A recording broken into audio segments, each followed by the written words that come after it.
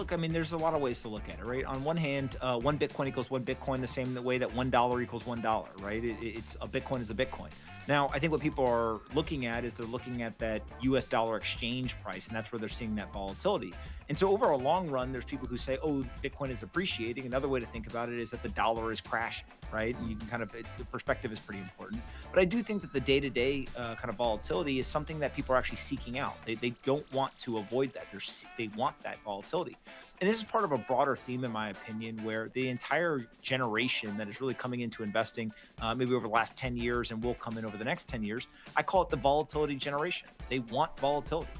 They understand that volatility equals returns, and volatility works in both directions, both up and down. You like it when it goes in your direction. You don't like it when it goes against you.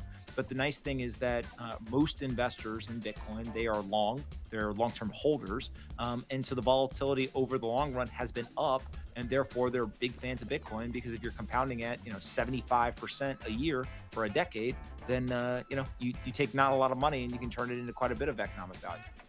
What do you think? You're talking long-term buy and hold, store of value. How do you handle the other side of the universe, just like I have to deal with it in microcap penny stock land of the traders, right? The altcoins that are nothing more than what I think of as penny stocks that get promoted on the pink sheets, right? How do you handle that, address that component of the crypto crowd? Well, look, I think that people should be allowed to do whatever they want with their money. It's not really my game, if you will, to go and play in that world. But I understand why people want to do it. And there's no difference between playing the lottery, gambling on sports, or trying to pick the next, meme coin. And so some people do it for entertainment purposes. Some people do it because they think they've got an edge to drive a financial return. I don't think that you're going to change human nature.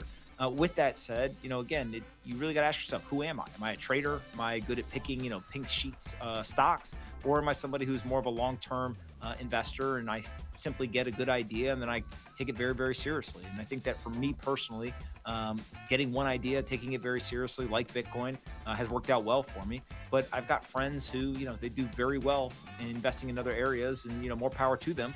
Yeah. My big word of caution, I think, is just, if you're showing up to kind of Bitcoin and crypto and you think that the first thing that you're attracted to is to go and buy meme coins, I would really caution you to think about, do you know what you own? Right? Yeah, Kind of the timeless investing principle.